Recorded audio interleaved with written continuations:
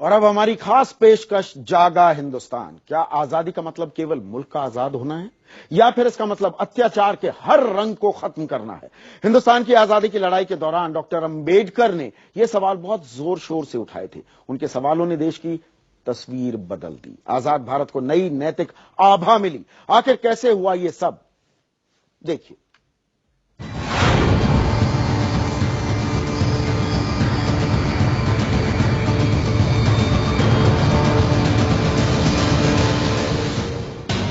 12 नवंबर 1930 गांधी जी के नागरिक अवज्ञा आंदोलन से घबराई अंग्रेज सरकार ने लंदन में गोलमेज सम्मेलन बुलाया। लेकिन इस सम्मेलन में शामिल एक युवा बैरिस्टर ने गांधी जी को पूरे भारत का नेता मानने से इनकार कर दिया। उनका नाम था डॉक्टर B.R. अंबेडकर। उन्होंने साफ कहा कि कांग्रेस के ज्यादातर नेता ऊंच नीच में विश्वास रखते हैं। वे दलितों को संवैधानिक प्रक्रिया में भाग नहीं लेने देंगे। इसलिए जरूरी है कि ऐसे पृथक निर्वाचक मंडल बनाए जाएं, जहां दलित उम्मीदवार हों और जिन्हें सिर्फ दलित चुने। अगर एक राष्ट्र का हक दूसरे राष्ट्र पर राज करने का नहीं बनता है, तो क्या एक कम्युनिटी का, एक समाज का राज करने का हक बनता है दूसरे कम्युनिटी पर?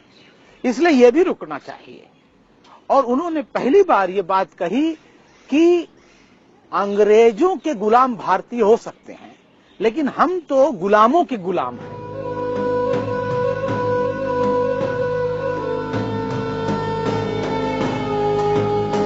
14 अप्रैल 1891 को महू में एक दलित परिवार में जन्मे अंबेडकर का शुरुआती जीवन काफी कष्ट से गुजरा था। लेकिन अपनी मेहनत और कोल्हापुर के छत्रपति शाहू जी महाराज के सहयोग से वे कोलंबिया विश्वविद्यालय से बैरिस्टर की डिग्री लेकर लौटे थे। 1923 में भारत लौटने के बाद उन्होंने समता मूलक समाज बनाने को जीवन का लक्ष्य बना लिया।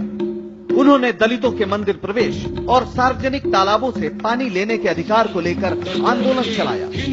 देखते ही देखते उनकी शोहरत राष्ट्रीय स्तर पर फैल गई।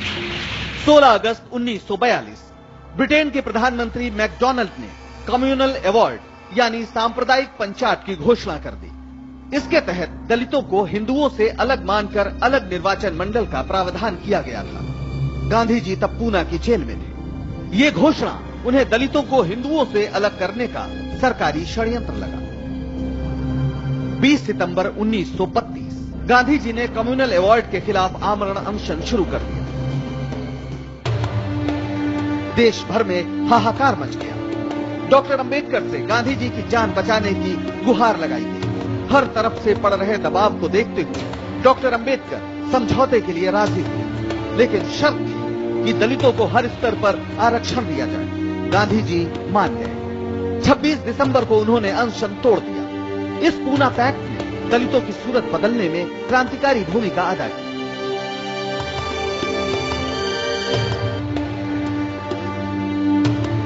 एक पूना पैक्ट की सबसे बड़ी देन यही मैं मानता हूं कि दलितों में एजुकेशन की रफ्तार को इतना तेज कर दिया कि उसी के चलते उनको सरकारी नौकरियों में आरक्षण मिला और उसी के चलते उनका जो सही मायने में एम्पावरमेंट है, मैं इसको मानता हूं।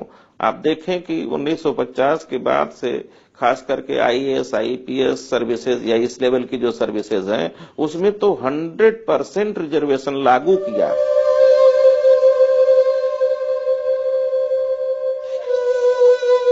डॉक्टर अंबेडकर से पहले 19वीं सदी के आखिरी दौर में महाराष्ट्र में ज्योतिबा फुले जैसे समाज सुधारक गुलामगिरी जैसी किताब लिखकर ब्राह्मणवादी कर्मकांडों पर कड़ा प्रहार कर चुके थे। उधर दक्षिण में नारायणा गुरु और पेरियार भी वर्ण व्यवस्था के खिलाफ बिगुल बजा रहे थे। डॉक्टर अंबेडकर के महत्व को समझते हुए उन्हें देश का संविधान लिखने की जिम्मेदारी सौंपी गई। वे देश के पहले कानून मंत्री भी बनाए गए। लेकिन डॉक्टर अंबेडकर को समझ में आ गया था कि हिंदू रहते हुए दलितों की मुक्ति नहीं। इसलिए 14 अक्टूबर 1956 को अपनी मृत्यु के लगभग 2 महीने पहले उन्होंने लाखों समर्थकों के साथ नागपुर में बौद्ध धर्म की दीक्षा ले ली।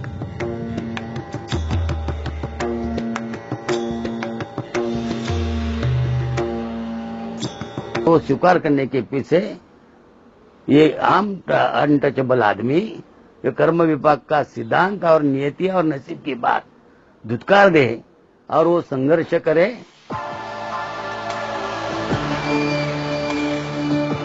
डॉक्टर अंबेडकर के विचार आजादी के हर बढ़ते साल के साथ ज्यादा प्रासंगिक होते गए। ये उनके मिशन का ही नतीजा है कि जिस उत्तर प्रदेश में दलितों को ऊंची जाति वालों के सामने बैठने की इजाजत नहीं थी, वहां एक दलित की बेटी यानी मायावती मुख्यमंत्री बन सकी, वो भी पूर्ण बहुमत के साथ। ये अलग बात है कि डॉक्टर अंबेडकर के मिशन के प्रति उनकी प्रतिबद्धता को लेकर बार बार सवाल उठते हैं।